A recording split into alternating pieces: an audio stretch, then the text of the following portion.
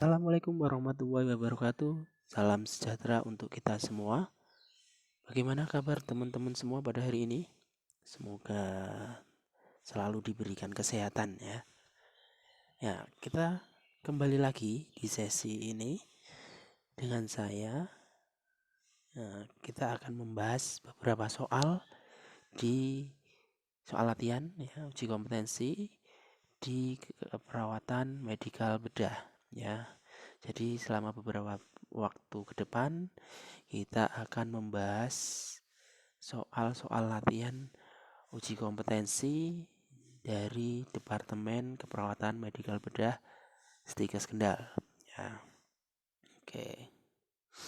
Sebelum kita mulai membahas atau mempelajari soal-soal latihan uji kompetensi, alangkah baiknya dipersiapkan alat tulisnya untuk mencatat jawaban dari teman-teman nanti, gitu ya. Oke, disiapkan.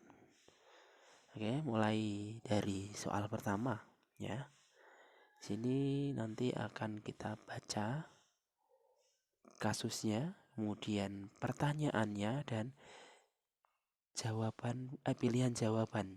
Jadi nanti setelah membaca kasus, pertanyaan dan pilihan jawabannya selesai, saya akan memberikan waktu tenggang untuk teman-teman memikirkan jawaban yang tepat, gitu ya. Sebelum saya berikan jawaban yang benar itu apa, gitu ya. Jadi silahkan nanti dijawab terlebih dahulu, baru setelah itu saya akan memberikan jawaban yang tepat. Ya, jangan lupa diisi di kertas masing-masing. Oke. Soal yang pertama. Seorang laki-laki usia 42 tahun dirawat dengan diagnosa medis stroke non-hemorrhagic (SNH).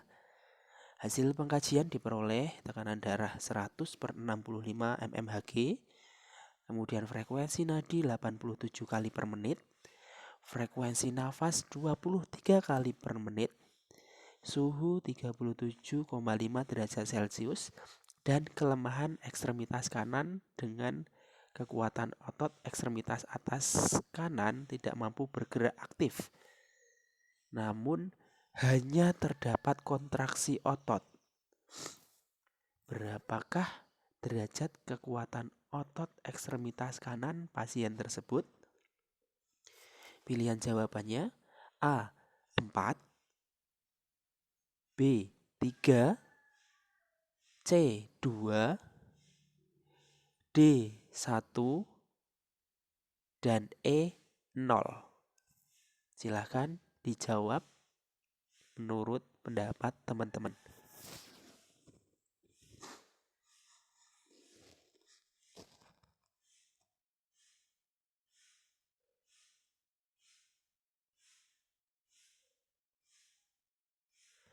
Oke, sudah jawab semuanya. Oke, jadi jawaban yang benar adalah D. 1. Ya. Bagaimana dengan jawaban teman-teman semua? Apakah sesuai? Ya, untuk pembahasannya kita bahas ulang. Kita baca ulang gitu ya. Seorang laki-laki usia 42 tahun dirawat dengan diagnosa medis stroke non-hemorrhagic (SNH). Berarti masalah yang berkaitan dengan sistem persyarafan. Hasil pengkajian diperoleh tekanan darah 100/65, kemungkinan rendah untuk usia 42 tahun.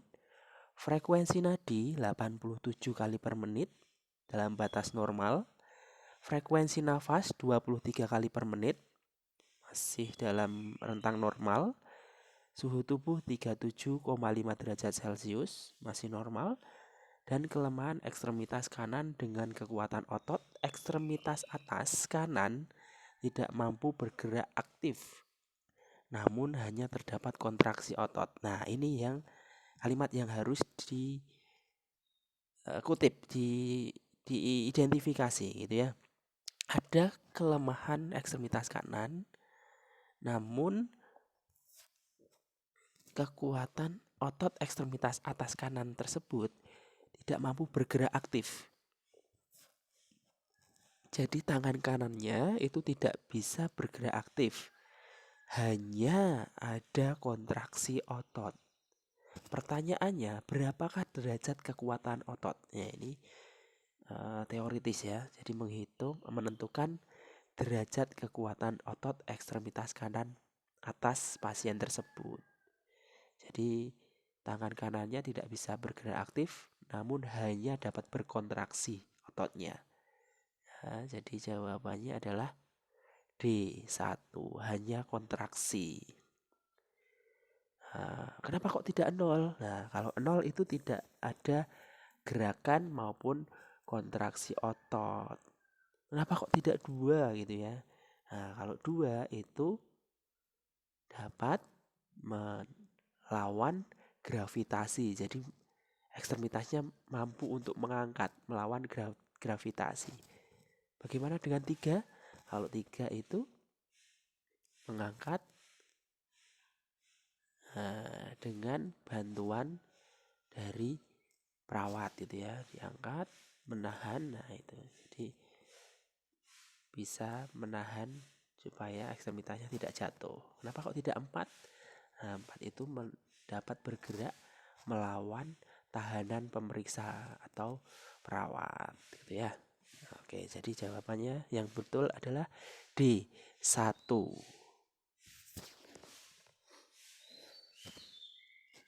Lanjut ke soal nomor 2 gitu ya. Kasusnya, seorang laki-laki usia 31 tahun dirawat di rumah sakit. Hasil pengkajian didapat pasien mengalami inkontinensia urin dan fekal. Pernafasan perut. Jadi pasien menggunakan pernafasan perut, kemudian tetraplegia, dan aktivitas dibantu secara penuh. Hasil pemeriksaan ronsen terdapat penebalan dan ossification di cervicalis 3 sampai dengan cervicalis 4. Apakah masalah keperawatan utama pada pasien tersebut? Jawabannya adalah A. Intoleransi aktivitas, B. Risiko tissue syndrome, kemudian C. Gangguan mobilitas fisik, D. Gangguan eliminasi urin, dan yang terakhir gangguan eliminasi fekal. Coba jawaban teman-teman apa? Silahkan dicatat juga.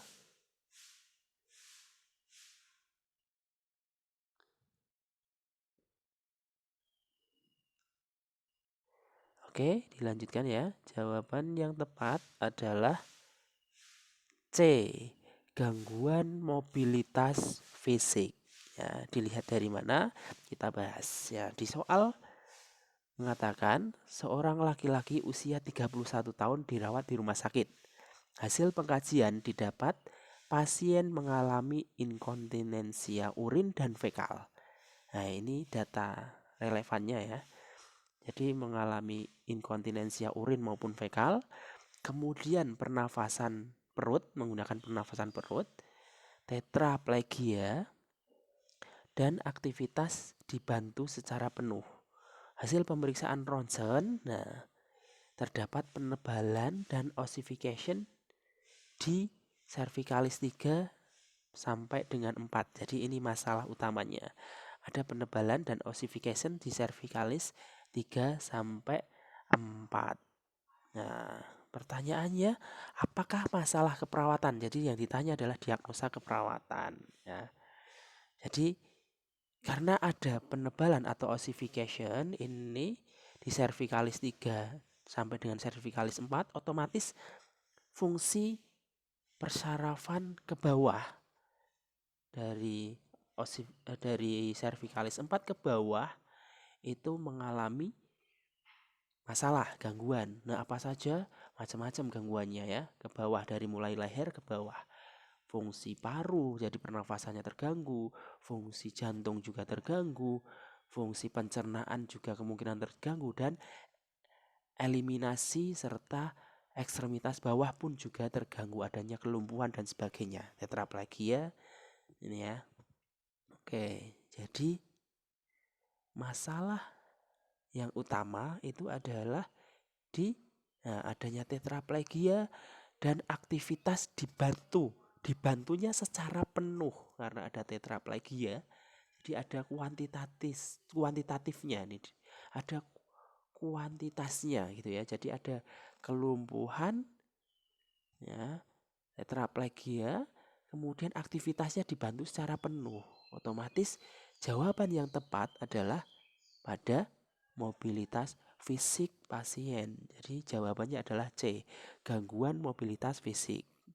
Oke, dilanjut. Ya. Soal nomor 3. Seorang laki-laki usia 37 tahun dirawat dengan diagnosa medis spinal cord injury. Hasil pengkajian diperoleh pasien mengalami kelemahan ekstremitas atas dan bawah. Pasien mengatakan BAK dan BAB keluar tidak dirasakan dan pemeriksaan rektal tuse diperoleh tidak terdapat kontraksi pada sphincter ani. Pertanyaannya, apakah masalah keperawatan utama pada pasien tersebut? Pilihan jawabannya A. Gangguan eliminasi urin, B. Disfungsi motilitas saluran cerna, C. Inkontinensia fekal, D. Gangguan mobilitas fisik, dan E. Inkontinensia urin fungsional.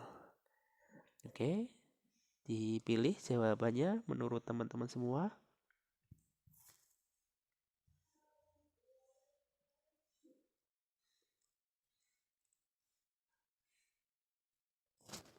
Ya, sudah. Jadi jawaban yang tepat adalah C. Inkontinensia fekal. Kenapa demikian kita bahas? Ya, dari kasus dikatakan seorang laki-laki usia 37 tahun dirawat dengan diagnosa medis spinal cord injury. Nah, ini ada kerusakan pada sumsum tulang. Yang mana sumsum tulang itu merupakan sistem saraf pusat gitu ya. Dari hasil pengkajian diperoleh pasien mengalami kelemahan pada ekstremitas atas dan bawah. Jadi tangan dan kakinya lemah. Ya. Kemudian pasien mengatakan BAK dan BAB-nya keluar tapi tidak dirasakan. Jadi istilahnya ngompol gitu ya, ngebrok gitu ya. Dan pemeriksaan rektal tuse diperoleh tidak terdapat kontraksi pada sphincter ani. Nah, pemeriksaan rektal tuse ini untuk mengidentifikasi apakah ada masalah pada sphincter aninya, apakah dapat berfungsi dengan normal atau tidak gitu ya. Nah, pertanyaannya ini teman-teman dituntut untuk menentukan diagnosa keperawatan utama gitu ya. Jadi adanya masalah kelemahan ekstremitas atas bawah, pasien mengatakan BAK dan BAB keluar tidak dirasakan, rektal tusenya tidak dapat berkontraksi gitu ya pada sphincter ani. Ya, jadi yang memiliki data atau datanya lebih banyak gitu ya. Mayoritas datanya dengan data kuantitas gitu ya terhadap masalah itu pada masalah eliminasi fekal gitu ya. Jadi adanya BAB yang keluar tidak dirasakan karena mungkin dampak dari adanya spinal cord injury gitu ya. Kemudian kontraksi pada sphincter aninya juga tidak ada. Jadi jawaban yang tepat adalah C. Inkontinensia fekal. Oke, lanjut. Soal keempat. Seorang laki-laki usia 33 tahun dirawat dengan diagnosa medis spinal cord injury. Hasil pengkajian didapat pasien mengalami kelemahan ekstremitas atas dan bawah, inkontinensia urin dan fekal, pernafasan perut, dan aktivitas dibantu secara penuh. Hasil pemeriksaan ronsen terdapat penebalan dan ossification di cervicalis 3 sampai dengan 4. Apakah rencana tindakan utama pada pasien tersebut? Nah, ini soal keempat ini hampir sama dengan soal yang sebelumnya ya. Nah, pilihan jawabannya adalah A. Kolaborasi dengan fisioterapi. B. Lakukan range of motion pasif. C. Lakukan reduksi dan traksi pada lokasi injury. D. Berikan terapi O2, oksigenasi. Yang terakhir, berikan alih baring setiap 2 jam. Silahkan dipilih jawaban yang tepat apa menurut teman-teman semua.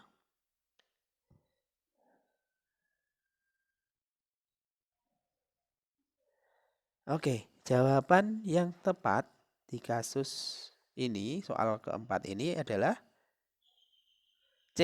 Lakukan reduksi dan traksi pada lokasi injury. Nah, kenapa demikian? Nah, ini kasusnya adalah spinal cord injury ya, adanya penebalan dan ossification pada cervicalis 3 sampai dengan cervicalis 4 ya. Jadi adanya penebalan, adanya masalah di sini di cervical 3 dan 4. Sudah muncul tanda-tanda gangguan ya, adanya kelemahan ekstremitas, inkontinensia urin dan fekal, pernafasan menggunakan pernafasan perut, dan aktivitas dibantu secara penuh ya.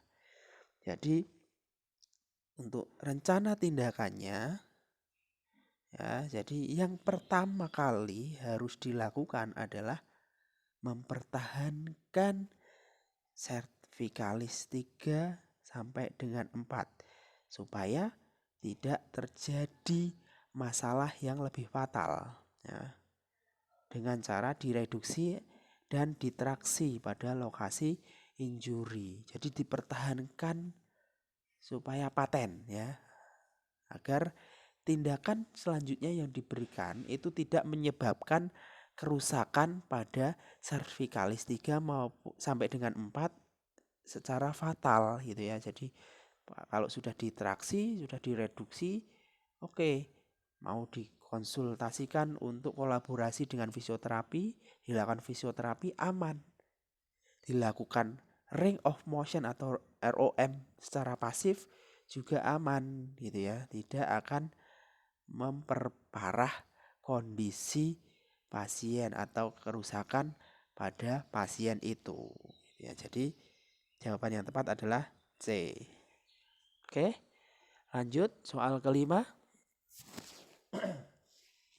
Seorang laki-laki usia 32 tahun dirawat dengan diagnosa medis spinal cord injury. Hasil pengkajian diperoleh pasien mengalami kelemahan ekstremitas atas dan bawah. Pasien mengatakan BAK keluar tidak dirasa, kemudian tidak bisa BAB, dan palpasi abdomen terdapat distensi massa pada kolon. Pertanyaannya, apakah masalah keperawatan utama pada pasien tersebut? Pilihan jawaban A. Konstipasi fungsional kronis. B. Konstipasi. C. Gangguan eliminasi urin. D. Disfungsi motilitas saluran cerna.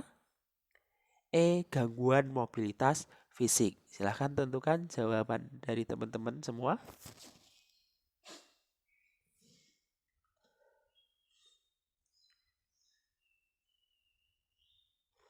Oke, jawaban yang tepat adalah A. Adanya diagnosa keperawatan konstipasi fungsional kronis. Kenapa demikian? Nah, ini dari kasus pada soal nomor 5 ini pasien itu mengalami spinal cord injury dengan data-data pendukung adanya kelemahan ekstremitas atas dan bawah.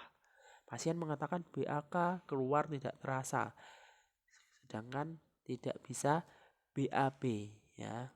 Palpasi abdomen terdapat distensi massa pada kolon ya. Adanya distensi namun pasien tidak dapat mengeluarkan ya, mengeluarkan massa tersebut gitu ya, BAB tersebut gitu ya, feses. Nah, jadi jawaban yang tepat itu konstipasi fungsional kronis karena pasien mengalami spinal cord injury. Jadi karena adanya spinal cord injury, adanya menyebabkan adanya masalah pada eliminasi fekal. Ya. Jadi ini spinal cord injury itu mampu atau dapat menyebabkan masalah eliminasi fekal secara kronis gitu ya. Oke, lanjut soal nomor 6. Seorang laki-laki usia 35 tahun dirawat dengan diagnosa medis spinal cord injury. Hasil pengkajian didapatkan pasien mengalami inkontinensia urin, tetraplegia, sesak nafas, pernafasan dibantu dengan otot perut, tekanan darahnya 110/70 mmHg, frekuensi nadinya 76 kali per menit, dan frekuensi nafas 28 kali per menit. Apakah masalah keperawatan utama pada pasien tersebut? A. Intoleransi aktivitas. B. Ketidakefektifan pola nafas. C. Ketidakefektifan bersihan jalan nafas. D. Gangguan mobilitas fisik. E. Gangguan eliminasi urin. Jawabannya yang tepat apa? Silahkan menurut teman-teman jawabannya apa?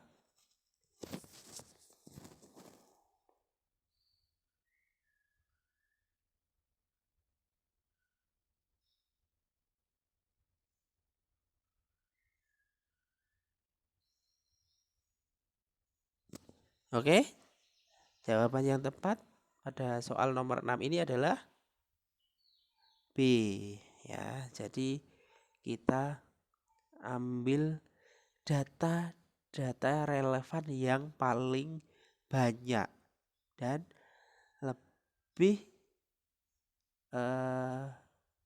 menunjukkan kuantitas atau kualitas gitu ya dari masalah itu. Oke, kita bahas kasusnya. Ini pasien mengalami spinal cord injury. Nah, kemudian data pendukungnya yang relevan, pasien mengalami inkontinensia urin. Ada inkontinensia urin, namun tidak ada data pendukung yang menunjukkan kuantitas atau kualitas. Kemudian adanya tetraplegia. Oke. Kemungkinan ini gitu ya. Sesak nafas, ya ada sesak nafas, ini masalah pernafasan. Kemudian pernafasan dibantu dengan otot perut, ada 2 yang menunjukkan adanya masalah atau gangguan pada pernafasan.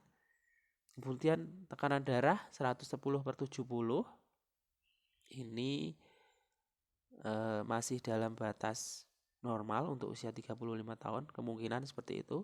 Kemudian frekuensi nadi itu masih dalam batas normal, Kemudian frekuensi nafasnya 28 kali per menit. Nah, ini yang menunjukkan, data ini menunjukkan kuantitas dari permasalahan sesak nafas itu gitu ya, atau di pernafasan. Ada keluhan sesak nafas, kemudian pernafasan dibantu dengan otot perut, dan frekuensi nafasnya itu 28 kali per menit. Di sini tidak menunjukkan adanya cekret, kemudian batuk, dan hasil auskultasi lapang paru gitu ya. Terdapat bunyi nafas yang abnormal, tidak ada. Jadi ini terkait dengan pola ritme dari pernafasan ya. Frekuensi nafasnya 28 kali per menit, itu lebih dari normal, batas normal gitu ya. Jadi jawaban yang tepat adalah B, ketidakefektifan pola nafas. Oke, lanjut soal ke-7. Seorang laki-laki berusia 45 tahun dirawat di ruang penyakit dalam dengan diagnosa medis gagal ginjal kronis (GGK). Hasil pengkajian diperoleh pasien mengeluhkan sesak nafas, tekanan darah 130/90, frekuensi nadinya 78 kali per menit, frekuensi nafas 20 kali per menit. Kemudian perawat melakukan pemeriksaan fisik abdomen dan mendapatkan tanda asites pada pasien. Nah, pertanyaannya, data palpasi abdomen apakah yang diperoleh oleh perawat tersebut? Pilihan jawabannya, adanya distensi pada kuadran kiri bawah. B, adanya feed wave atau aliran cairan pada abdomen. C, adanya bunyi nafas tambahan, ini di toraks berarti. D, adanya nyeri ketuk pada pinggang. Dan yang terakhir, adanya peningkatan JVP. Oke, jawaban yang tepat apa menurut teman-teman?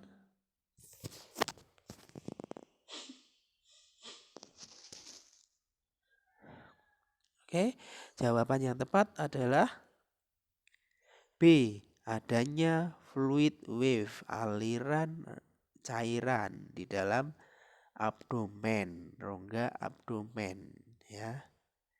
Oke, semua jawabannya itu mengarah pada akumulasi cairan di dalam tubuh, ya.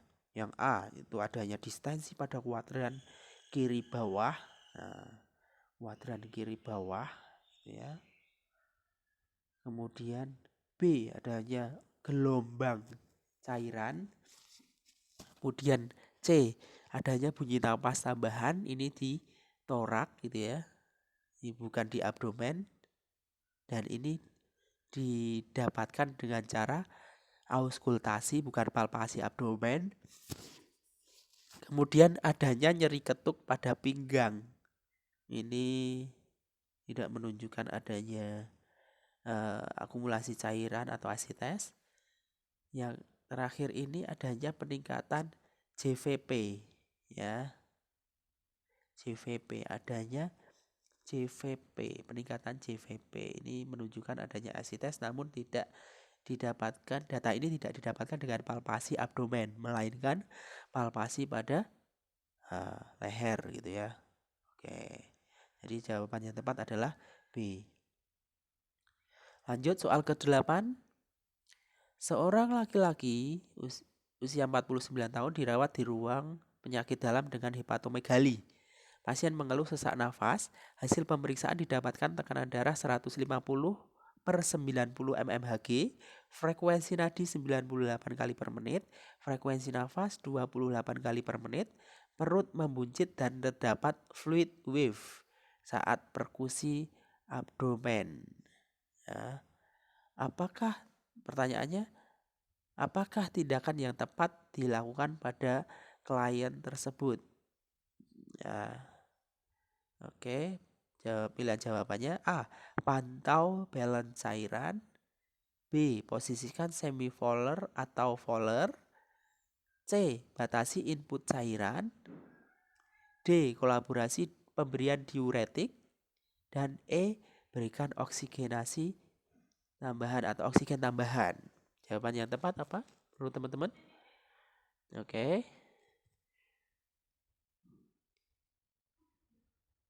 Ya, jawaban yang tepat dari soal nomor 8 ini adalah D, kolaborasi diuretik. Oke, pembahasannya. Jadi ada seorang laki-laki usia 49 tahun dirawat dengan hepatomegali. Adanya pembesaran hepar. Dengan tanda-tanda atau keluhan itu yang pertama sesak nafas. Adanya sesak nafas nih ya. Kemudian tekanan darahnya 150/90, kemungkinan agak tinggi ini. Kemudian frekuensi nadinya 98 kali per menit meningkat, ya. Frekuensi nafas 28 kali per menit meningkat juga. Perut membuncit, ya, perutnya buncit dan terdapat fluid wave saat perkusi abdomen. Jadi ini ada asites, ya. Jadi kenapa sih kok jawaban yang tepat itu adalah D, kolaborasi diuretik. Nah, ini kita dalam hal intervensi keperawatan ini yang ditanyakan kan yang tepat. Jadi utamakan intervensi atau tindakan keperawatan yang prioritas. Jadi yang dapat mengatasi masalah gitu ya, paling cepat gitu ya. Kalau hanya pantau balance cairan ini hanya monitoring ya. Kemudian posisikan semivolar atau volar ini hanya mengatasi sesak nafas pada masalah pernafasan, sistem pernafasan. Sedangkan ini sesak nafasnya dikarenakan akumulasi cairan di dalam tubuh yang terlalu berlebihan. Ya, jadi beban jantungnya juga meningkat gitu ya. Terus kemudian kenapa kok tidak C, batasi input cairan? Nah, ini terlalu lama. Kasusnya di sini adalah hepatomegali. Hepatomegali itu tidak ada masalah pada ginjal, fungsi ginjal. Jadi kalau hanya batasi input cairan ini akan membutuhkan waktu yang lama. Ya, karena tidak ada masalah di fungsi ginjalnya, intervensi keperawatan yang tepat adalah pemberian diuretik secara kolaborasi, gitu ya. Oke. Kemudian soal ke-9, seorang laki-laki berusia 34 tahun dirawat di ruang bedah dengan fraktur vertebra lumbal 2 sampai dengan 3. Klien mengatakan tidak dapat menggerakkan dan merasakan kaki kanan dan kiri. Pasien atau klien tidak merasakan adanya buang air besar dan buang air kecil. Nyeri dirasakan pada area punggung skala 3 dan tampak kemerahan. Pertanyaannya, apakah masalah keperawatan yang tepat pada pasien di atas? Pilihan jawabannya adalah A. Gangguan mobilitas fisik, B. Intoleransi aktivitas, C. Inkontinensia urin, D. Resiko dekubitus, dan E. Nyeri akut. Ya, jawabannya tepat apa menurut teman-teman?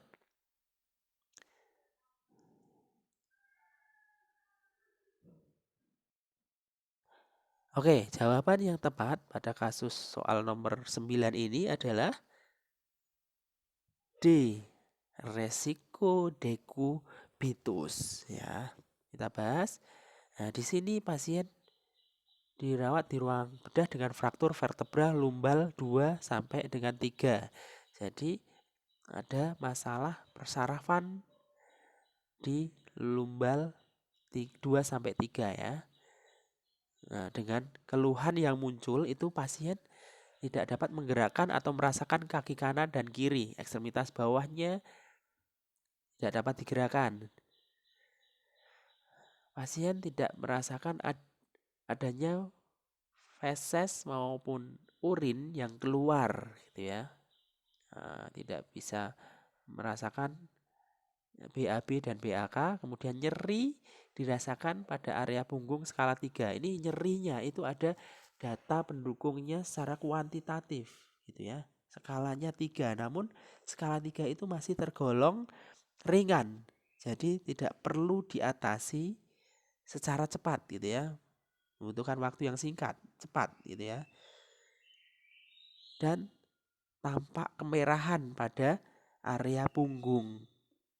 Nah, ini juga masalah ya, yang menjadi masalah utama karena adanya fraktur vertebra, terus kaki kanan dan kirinya tidak dapat digerakkan, otomatis mobilitas fisiknya juga terganggu. Pasien hanya tiduran saja pasti. Kemudian tampak adanya kemerahan pada area punggung. Nah, ditambah lagi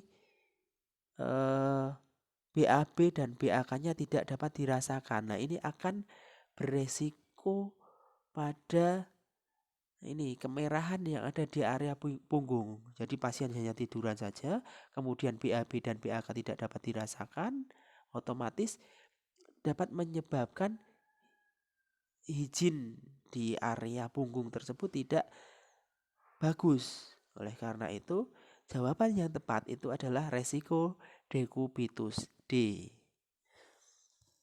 Soal nomor 10 ya. Seorang laki-laki berusia 50 tahun dirawat di rumah sakit dengan keluhan susah BAK dan selalu merasa tidak tuntas. Perawat akan melakukan pemasangan kateter dan sebelumnya perawat sudah memasang alas dan mencukur bulu pubis. Saat ini perawat sudah memakai sarung tangan steril. Kemudian pertanyaannya, apa tindakan perawat selanjutnya? Ya, ini pemasangan kateter urin ya.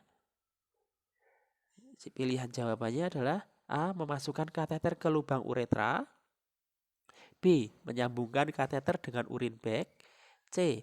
Melumasi kateter dengan silokain jelly, D. memasang duk steril, dan yang terakhir E. mendekatkan bengkok steril di bawah uretra. Oke, jawaban yang tepat apa? Oke, jawaban yang tepat kasus ini adalah D. memasang duk steril. Jadi sudah dipasang alas, kemudian sudah dicukur bulu pubisnya, kemudian pasien sudah memakai sarung tangan steril. Nah, diusahakan tindakan selanjutnya itu juga harus bersifat steril. Ya. Kalau memasukkan kateter ke lubang uretra, belum, karena kateternya belum dilumasi oleh jeli gitu ya. Kemudian menyambungkan kateter dengan urin bag, belum juga, ini masih lama gitu ya. Kateter belum dimasukkan, belum keluar urinnya, jadi belum tepat. Kemudian melumasi kateter dengan silokain jelly, mungkin itu gitu ya. Namun di protapnya bukan ya. Kemudian D. memasang duk steril, oke, lebih tepat mungkin. Atau E. mendekatkan bengkok steril di bawah uretra, ini belum, karena belum mau dimasukkan kateter urinnya gitu ya. Jadi jawaban yang tepat adalah memasang duk steril, sama-sama bersifat steril gitu ya. Oke, jawabannya D. Kemudian soal nomor 11. Seorang laki-laki usia 65 tahun dirawat dengan pos operasi TURP, urethra resection prostat gitu ya. Kemudian hari kedua gitu ya. Pasien terpasang kateter 3W. Kemudian urin berwarna jernih, tidak ada keluaran stolsel, tidak merasakan nyeri di daerah kandung kemih dan daerah uretra. Pertanyaannya, apakah tindakan selanjutnya yang dilakukan? Pilihan jawabannya A. melepas kateter, B. merawat selang kateter, C. memonitor kemampuan berkemih, D. menganjurkan pasien minum banyak, E. mengklaim selang kateter sementara. Oke, jawaban yang tepat pada kasus soal nomor 11 ini adalah E gitu ya. Melakukan pengeklaiman pada selang kateter sementara. Oke. Jadi di kasus ini pasien menjalani perawatan pos operasi TURP hari kedua. Ya. Sudah hari kedua, kemudian pasien ini terpasang kateter 3W, produksi urinnya ya berwarna jernih. Jadi sudah tidak ada perdarahan, sudah tidak ada masalah. Kemudian tidak ada keluaran stolselnya juga tidak ada, bersih gitu ya, jernih. Kemudian tidak merasakan nyeri di daerah kandung kemih atau vesika urinaria maupun daerah uretra. Jadi tidak ada masalah ini di saluran perkemihan bawah. Oke. Jadi tindakan selanjutnya itu fokus pada pelepasan selang kateter. Nah, namun perlu kita ketahui sebelum dilepas selang kateternya harus dilakukan bladder training terlebih dahulu. Lah caranya bagaimana? Karena sudah ada drainnya, sudah ada cairan yang untuk rehidrasi saluran perkemihan. Jadi tinggal melakukan klem pada selang kateter sementara ya. Kemudian aliran infus untuk rehidrasinya tetap berjalan gitu ya. Namun selang kateternya diklem. Nah, itu merupakan teknik bladder training pada pasien dengan post-op TURP gitu ya. Jadi jawaban yang tepat adalah E. Kemudian soal nomor 12, seorang laki-laki berusia 46 tahun dirawat di ruang penyakit dalam dengan keluhan sesak nafas dan gatal. Saat ini pasien menjalani hemodialisis 2 kali dalam seminggu. Hasil pemeriksaan didapatkan edema kaki, kulit kehitaman, jumlah urin 150 cc per 24 jam, tekanan darahnya 160 per 90, frekuensi nadi 84, frekuensi nafas 20 kali per menit, suhu 36 derajat Celcius. Pertanyaannya, apakah masalah keperawatan yang tepat pada kasus tersebut? Pilihan jawabannya A.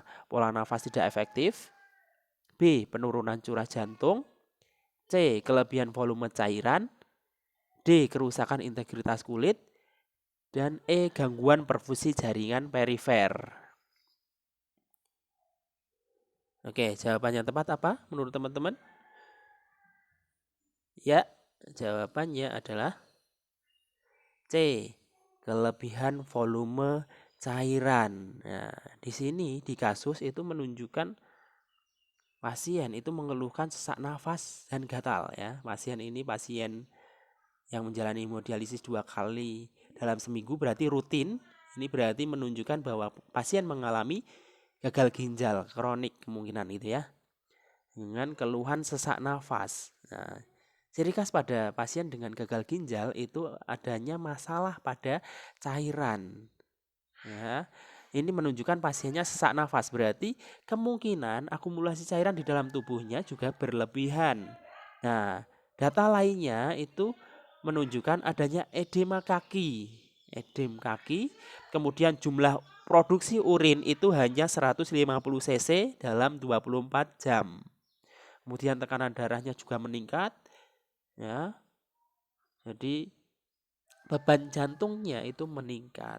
Otomatis masalah keperawatan atau diagnosa keperawatan yang tepat itu fokus pada volume cairan. Jadi jawabannya adalah C, kelebihan volume cairan. Oke, terima kasih. Ini untuk latihan soal uji kompetensi Departemen KMB dengan saya di sesi pertama ini sudah selesai. Terima kasih untuk perhatian dan antusias teman-teman semua. Harapannya di sesi kedua nanti kita bisa lebih banyak lagi membahas soal-soal uji kompetensi terkait dengan bidang keilmuan keperawatan medikal bedah. Ya, untuk sesi ini saya cukupkan. Terima kasih saya ucapkan sekali lagi.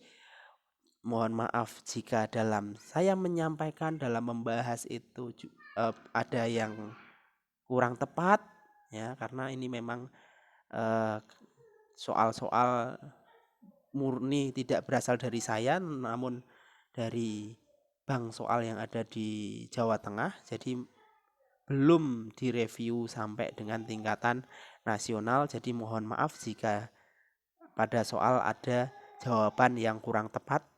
Ya, nanti kita bisa diskusikan di platform yang lainnya. Oke.